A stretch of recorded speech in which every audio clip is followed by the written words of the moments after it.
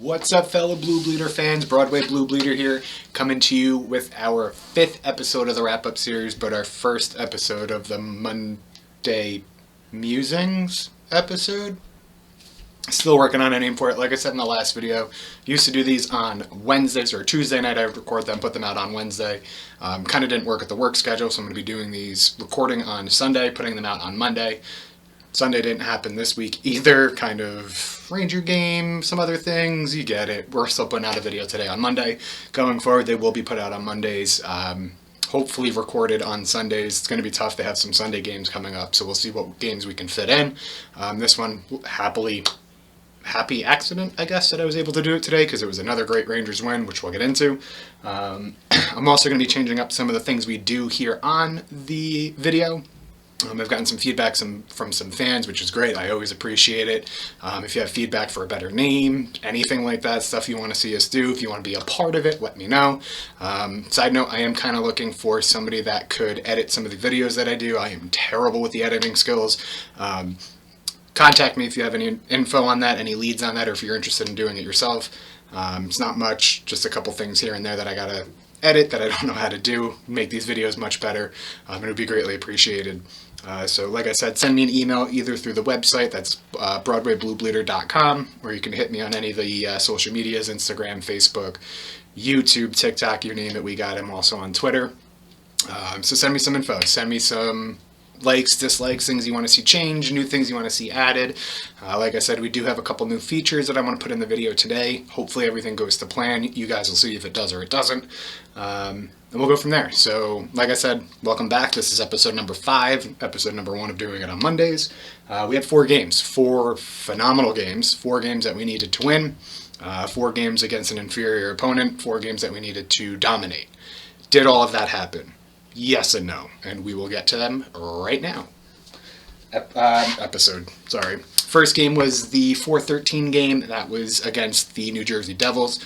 That was a 3-0 win. It was a good win to come out, you know, kind of assert our dominance per se in a way. It was a good game we had to win. It was a good game we controlled from the beginning to the end. Really wasn't any question about it, you know, if we were going to win it or not once that first goal went in for us. What else can you say? You know, they beat an inferior team, exactly what they needed to do. Igor had his first shutout. He had 27 saves. I'd say maybe 23 of them were pretty easy. I mean, the Devils just had no offense going that game, no confidence in their game at all. And it's exactly what Igor needed to set up for the future, basically. Artemi Panarin, what else can you say about the guy? The guy has been, like I said in my last video, worth every penny we gave him, and then some.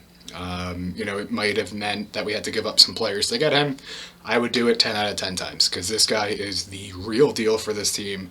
It's no coincidence this team has been playing much better since he's come back from his issues in Russia, we'll call it, which we'll get to later. Some interesting stats on that.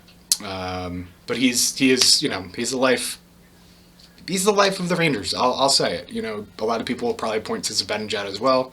I think it's Panarin. Panarin's got the infectious smile. He's got the laugh. He keeps the guys loose, and he finds everybody, open or not. He gets the puck to them, and it's fucking awesome to watch. We haven't had a guy like this in forever. I've been saying for years that we needed a player that the other team has to game plan for. I don't feel like we've had that in a long time, and it's great to actually see it come to fruition and see it with such a young team, where he's going to be here for the run, which is going to be even more exciting because we're going to see his fingerprints all over this organization. I can't say enough about Panarin. I can't say enough about getting him for the deal we did. And he didn't want to go to the Islanders, which makes it absolutely better because, like we all know, fuck the Islanders. He is what he is. I mean, what else can you say about the guy? He's going to win an MVP for us. There's no doubt in my mind about it. And again, he's the lifeline of this team. Another guy that's kind of a lifeline of this team and starting to make me nervous about his play is Pavel Buchnevich. I love the kid. I loved the kid before Quinn was here when he was getting benched constantly. I saw him kind of as a piece to move potentially at the trade deadline, maybe in this offseason for a bigger piece. You know, he could kind of sweeten the deal a little bit. I am 110% against that right now. Not only has his offensive game come along, his defensive game has come along. him and Zibanejad on that power play kill, or the penalty kill, it's shut down. I believe the Rangers have the third best penalty kill right now in the league. Booch also has the most shorthanded goals in the league. I believe it is 4 now. After this weekend's game, don't quote me on the exact goals, but I know he's in the lead now. But I think he's kind of played his way out of New York. It depends on what we could do with the contracts. It depends on what we can do with our assets and things like that. But he's playing at a level that I don't think a lot of people saw him playing this year. Like I said, I think he was going to be more of a showcase kind of guy, maybe sweeten the deal with him for an Eichel type player. I don't know if I want to let him go, and it kind of sucks because I hate to. We'll get into something coming up later, something new I have. But Kreider's contract is really hurting this team. It's a long contract. He's got a no movement clause, and it's a log jam at the wing position, and something's got to give. You're not going to have Loff and Kakko and maybe Kravtsov playing on the third lines for the rest of their careers or for the next 5 years. So something's got to give there. I really hope they can figure out a way to bring Booch back. I think he's going to be a key part of this team going forward. He's going to be a piece that the Rangers can kind of move around, either first line, second line, slot him in where he needs to be slotted, and he'll be there, to help these kids find their next game. And I really hope we, again, find a way to keep him around. I was just looking up some stats that I accidentally closed. Give me another second. So last year in 68 games played, Booch had 16 goals, 30 assists for 46 points. He was a +2 on the season. He had 24 penalty minutes. 12 even strength goals, 4 power play goals, and 0 shorthanded goals because he didn't play shorthanded. This year, through 44 games, he's got 19 goals, which is 2 off his career high of 21. He's got 40 assists, which is 6 off his career high of 46 last year. He's got 21 assists, 9 off his career high of 30 last year.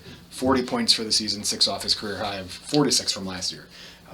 So he's just gotten better. And again, overall he's gotten better. It's not just his offensive stats that have been there. It's his defense, it's his positioning, it's his stick play, it's his anticipation. You name it, this kid's got it. And again, he's just another piece I really don't want to see lose, but going forward for the future of this team, there's going to be a lot of change. Not a lot of changes, but I think we're going to have to see some guys move on that we don't really want to see just because we have so much talent coming up. It's going to be interesting for sure. Adam Fox,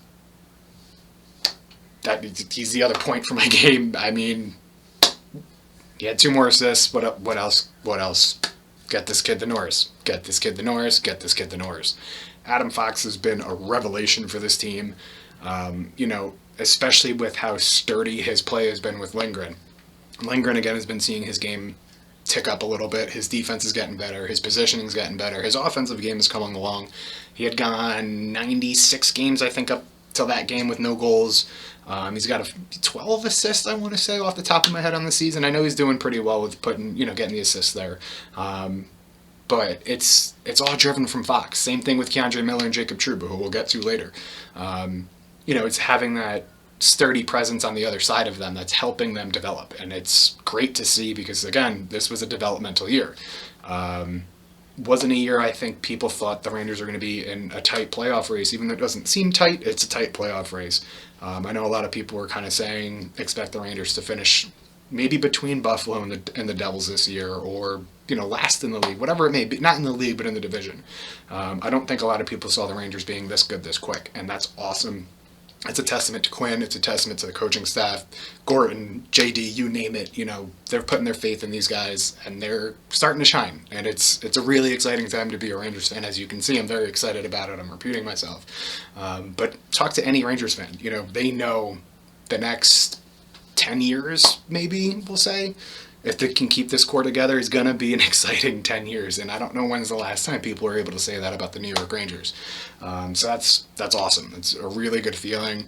I love that I'm doing this now because it's going to be an exciting time. I'm going to have a lot to talk about with you guys, and hopefully you guys talk back. It is what it is. It's a give and take here.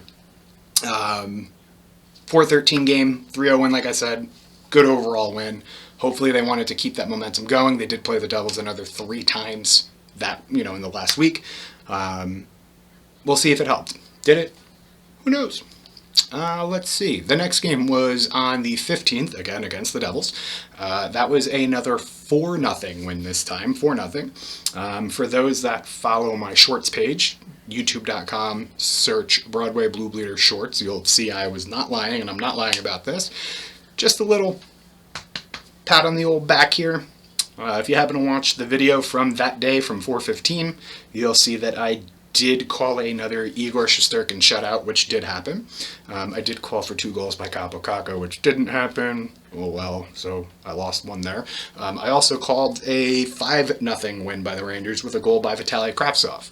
Kravtsov scored, made it 5-0, and stupid-ass Lindy Ruff, understandably, because he has a game to win, that's his job, I understand that, but it was kind of stupid, decided to challenge the play. It was offsides, and Kravtsov's goal came off the board. I will say for myself, I was 3 for 4 that game. Just saying, I'm just saying, just saying. Let's see here. Panarin, another 3 more points. We won't even say anything, I'm just letting you know, Panarin didn't go another game without scoring a point or anything. And I believe I saw a stat this weekend, which is absurd on a side note. I don't remember the exact quote of it, but basically, Igor's just on my mind. Panarin has more 3-point games than he does 0-point games with the Rangers. What? How? Huh? Yeah, he's that fucking good. Trouba and Lindgren. Well, we'll start with Trouba. Trouba's been on everybody's hate list for the past couple weeks, past season, I'd say. For some reason, when he came here from Winnipeg, a lot of people were expecting him to be an offensive defenseman. He had 1 good season with offensive points. He got paid off of that. It's not really his fault that he was labeled an offensive defenseman.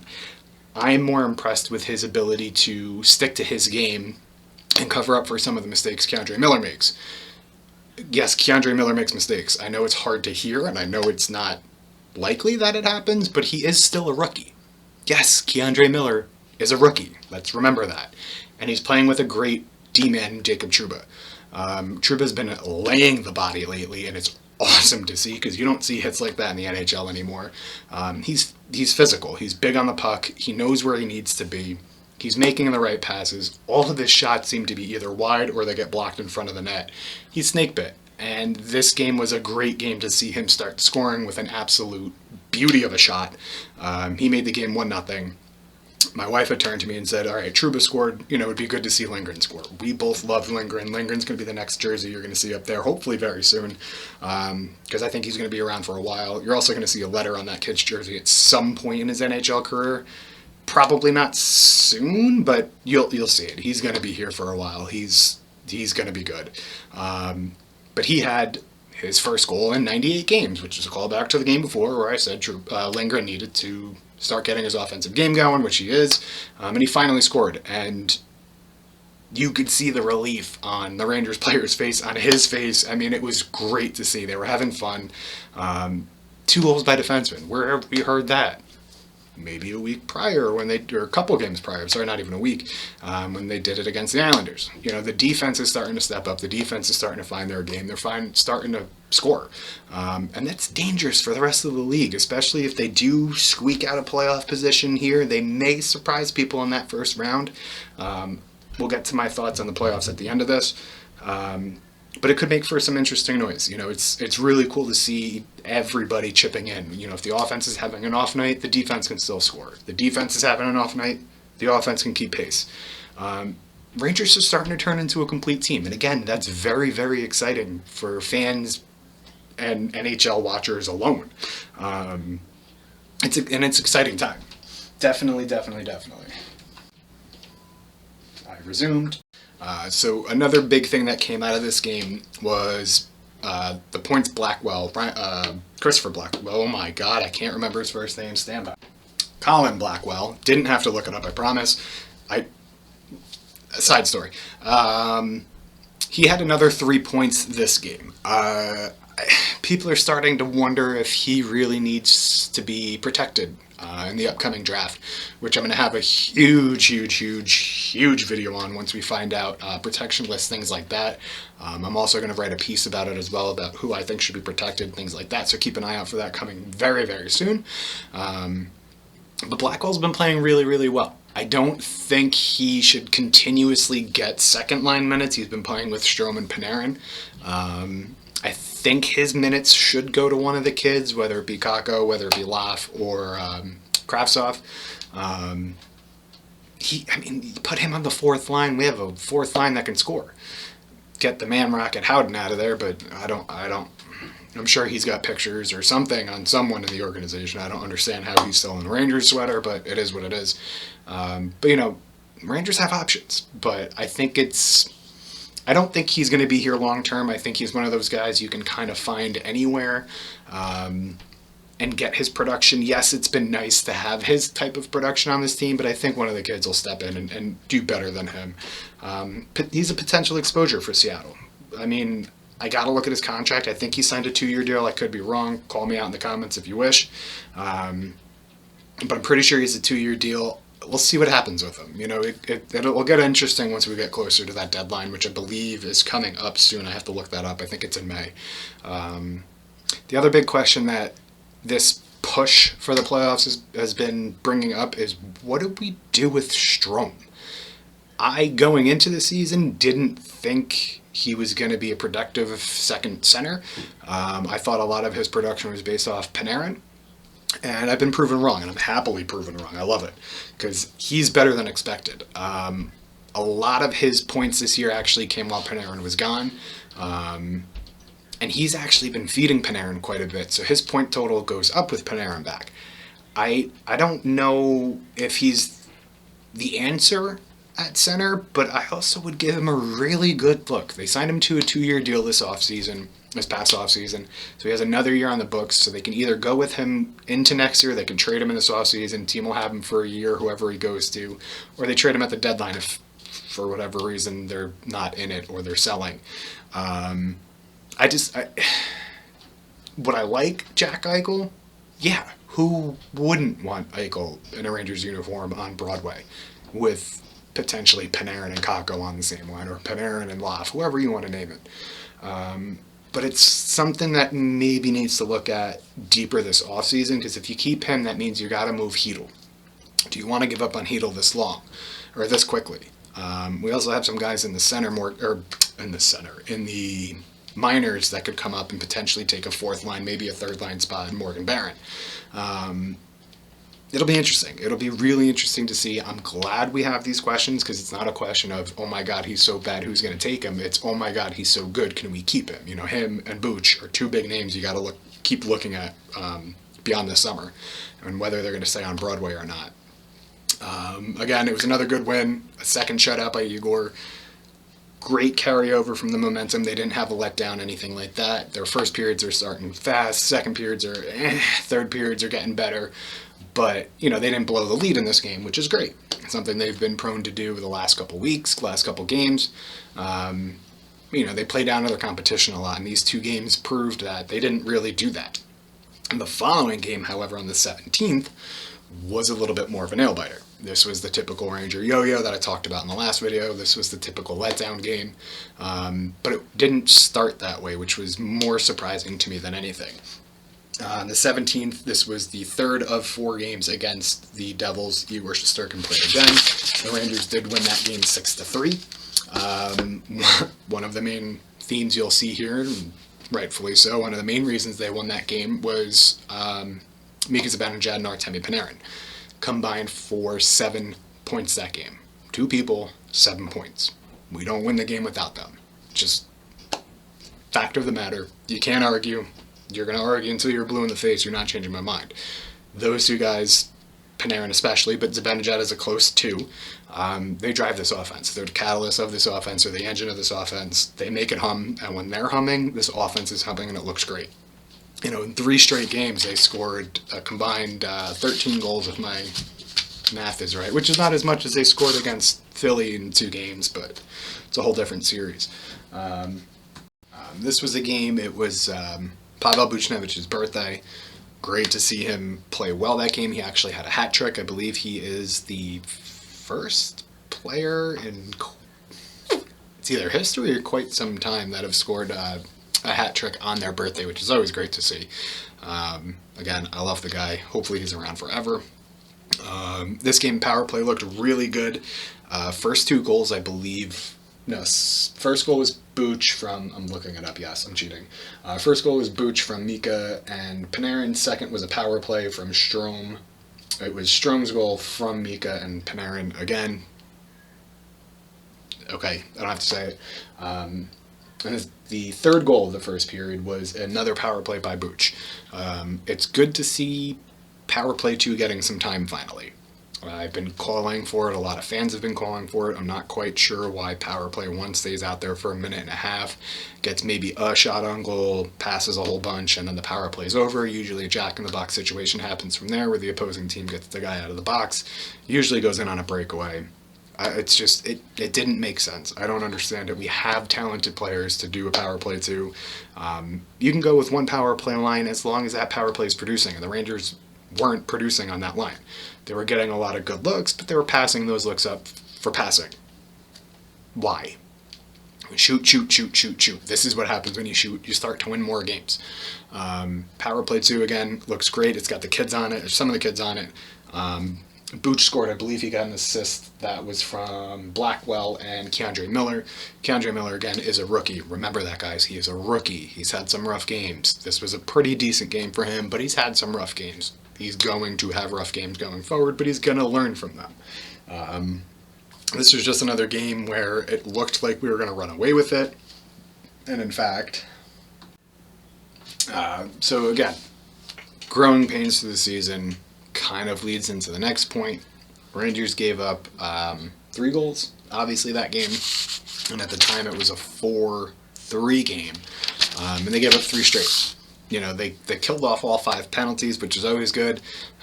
Penalty kill, I said it earlier, it's phenomenal this year. It's usually always been pretty good with the Rangers, not always this great. It's kind of crazy looking up and seeing that they're 3rd in the league in penalty kill. It's always nice to see that. Hopefully the power play can start humming along with them. But the penalty kill, you know, definitely kept us in that game, or kept the game out of reach for the Devils. Way too many power play opportunities. You got to start keeping the penalties down if we're going to start making any kind of noise against the better teams. But our penalty kill is always there to bail us out, which is always good. Igor Shesterkin, I said this about the first game. He is rolling right now. He was less than 12 minutes away, I want to say, from another shutout. That would be 3 straight against the same opponent. Happened to be the Devils because we're playing in a weird season this year. I believe he has the record now for the longest shutout streak against one opponent, which is always good to hear. He just looks on his game. He made some tough saves, really kept the Devils out of it from coming back. He's goalie number 1 going forward, like I've been saying for a while. People are still clamoring for Georgiev. You get it. For whatever reason, he's not goalie 1. He's the backup goalie. He's going to continue to be the backup goalie until he's on a different team. Just remember that. And again, like I said, it was another late game lapse. 3rd period kind of collapsed. Luckily, they were able to hold on to the lead. Booch gets his empty netter for his 3rd goal. Like I said, he got the hat trick. And it was followed up by a Kreider empty net goal, who we will get to in a minute. Who? You heard me, Chris Kreider. We'll get to him in a minute. Game number 4 of the week. That was last night on Sunday the 18th. That was a 5-3 win. It was a good win because they won and they held the Devils off from winning, I guess would be a good way to look at it. But it was another late 3rd period collapse. They gave up 3 goals in the 3rd period.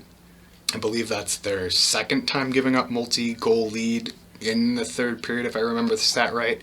That's from Hockey Stat Miner on Twitter. He's got the greatest stats that you can ever find, so go give him a follow if you're interested in those nerdy stats like I am.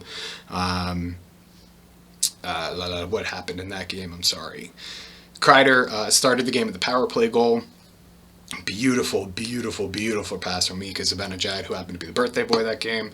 It was a good start. It was a good 1-0 start. I actually watched the game late. I didn't realize it was on at 3. I thought it was 3:30. Don't tell my wife I said this, but I apologize to her.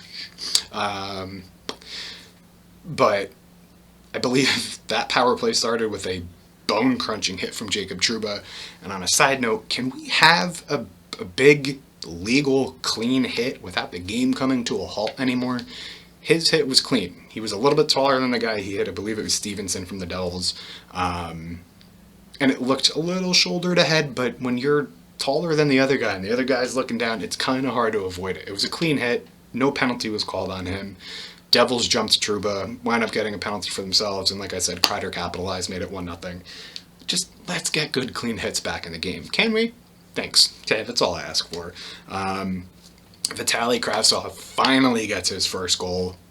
Hilarious post-game when he was asked how it felt getting his first. He said, "Don't you mean 2?" Which, again, he's correct, because fuck you, Lindy Ruff. He looks amazing. Kravtsov, not Lindy Ruff. Lindy Ruff looks like a goblin, but whatever. Kravtsov's looked really good. You know, he's got his speed, he's got his intelligence on the ice. He always sees plays developing before they develop, and he doesn't make a lot of high-risk plays, which is great for a rookie, because that's something a lot of rookies do. They look for the home run play when they should be looking for a single or a double to get driven in.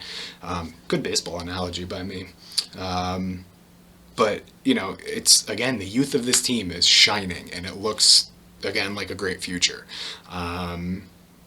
This game, it was Georgiev who got the start. He had a little bit of scare at the end of the first. Shesterkin came in, he made another 2 saves. I'm counting that as another shutout. I don't care what the stat people say. That's 3 shutouts against the Devils in 4 games. Good for him. Georgiev came back and kept the Rangers in it. Not Rangers in it, I keep saying Rangers in it. He kept the Devils out of it up until the 3rd period when they came back, tied the game, and then Birthday Boy did it again. Mika Zibanejad this time found the puck, got into the back of the net, gave him a 4-3 lead, and then we put in an empty netter from there, made it 5-3. The diaper line, the Kakko, Loff, Hedel line, I haven't said much about them this video. I talk about them a lot, I know. They combined for an amazing goal. It was Kakko to Hedel to Loff, who got buried from behind into the goalie, and it was a whole thing, and I don't really understand why anybody jumped on Loff that way, the way that he did get jumped on, because it clearly wasn't his fault. That should be a penalty automatically, that if somebody else pushes an opposing player into their goalie, and then they jump on the opposing player because they pushed him in, why is there no penalty? Blows my mind, whatever. But the diaper line, those kids, again, I know I say it a lot, but they're starting to progress, they're starting to show it. Again, you hear Kakko's name almost every game.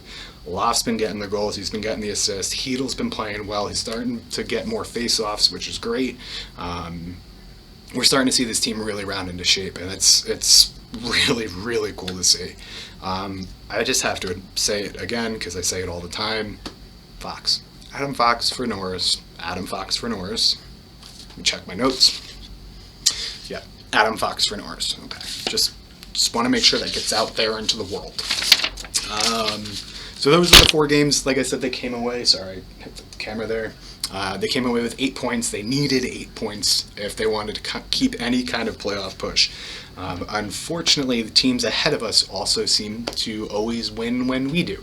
We gained no ground on Boston, gained a couple point ground on the Islanders, who I think we're going to be looking at catching next. This next week is going to show us a lot about this team, what they're made of, where they're going, and where they are.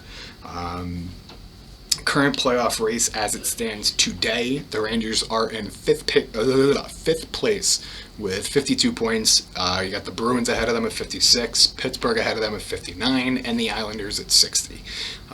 Going forward, the Rangers have 2 games against Boston left. That's at the end of the year. Please, people, remember, it's not the end of the season for the Bruins. It is not the end of the season for the Bruins, but it is for the Rangers. The Bruins have 2 more games after that. So if we go into that last 2 games for us, even, we win those 2, Bruins still have a chance to come back. The Rangers have a lot of work to do to catch them. They have to be ahead by at least 2 points going into that game, maybe 4 points, I think. If they sweep them, it's 8 points. They can only get 4. Good math, I believe. My math checks out. It's going to be tough. It's not going to be easy. I know I've said in past videos this year wasn't about playoffs, that they weren't going to make it. They're kind of making me a believer, Shrek said to the donkey. But we'll see. It was the Devils. They're not a good team. Yes, they fight hard. Yes, they play hard. Yes, they're a division rival. They're still the Devils. They're the youngest team in the league. They don't really have much going on besides Hughes. Their number one defender is PK Subban. I think that says enough. Interesting note here, going along with the Rangers' push to the playoffs, the Rangers are plus 33 in goal differential, which I believe is 4th or 5th in the league. That's crazy. And they're not even in the playoffs. How? You want to know how? Because in any other division this year, they would be in at least the 4th seed, which would put them in the playoffs.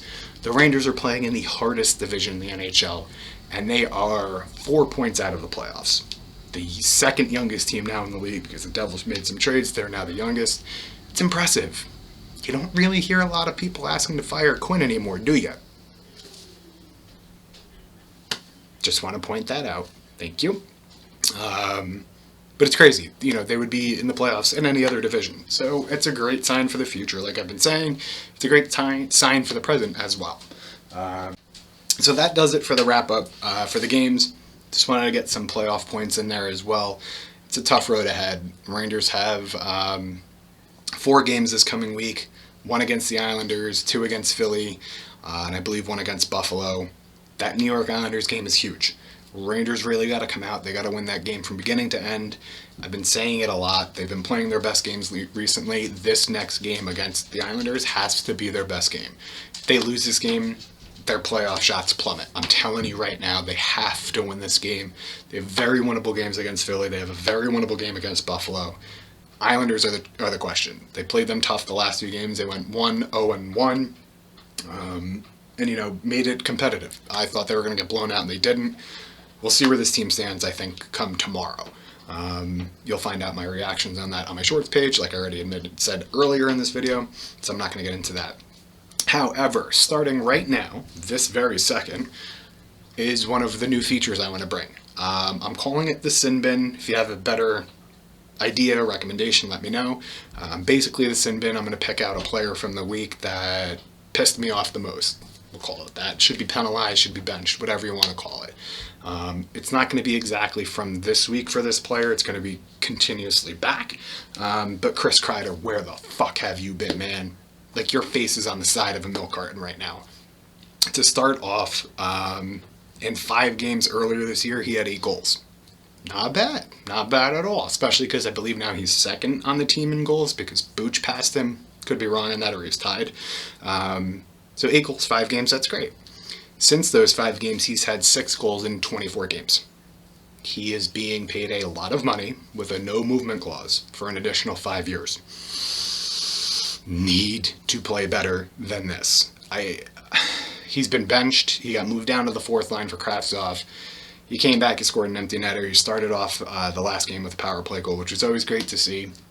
But the great Ryan Mead said, and I'm stealing this because I totally agree with it, Chris Kreider has 2 superhero powers. Most people would love to have 1. The problem with Chris Kreider is his 2 powers are the power of invincibility and the power of super strength. Why do we only see his invincibility or his super strength separate? They never come together.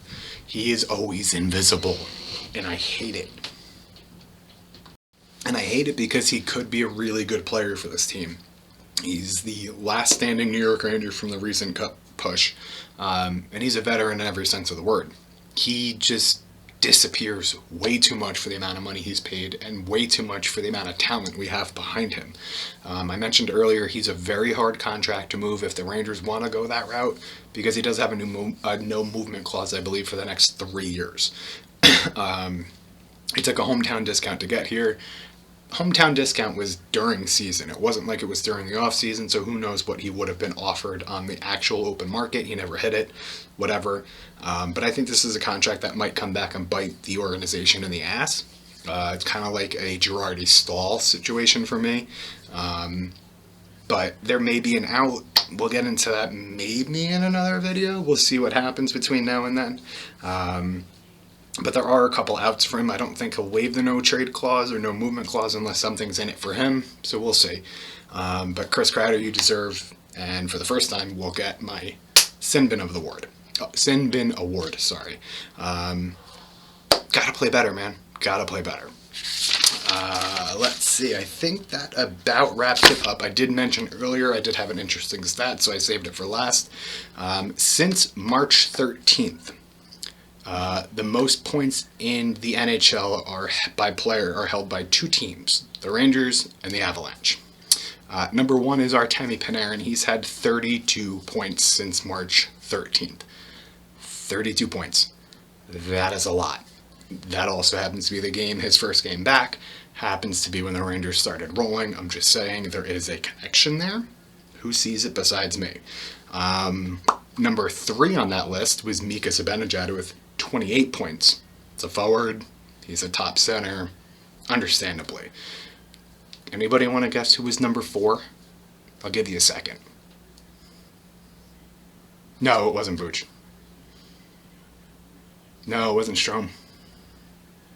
You got it, exactly. Adam fucking Fox. Get him his Norris.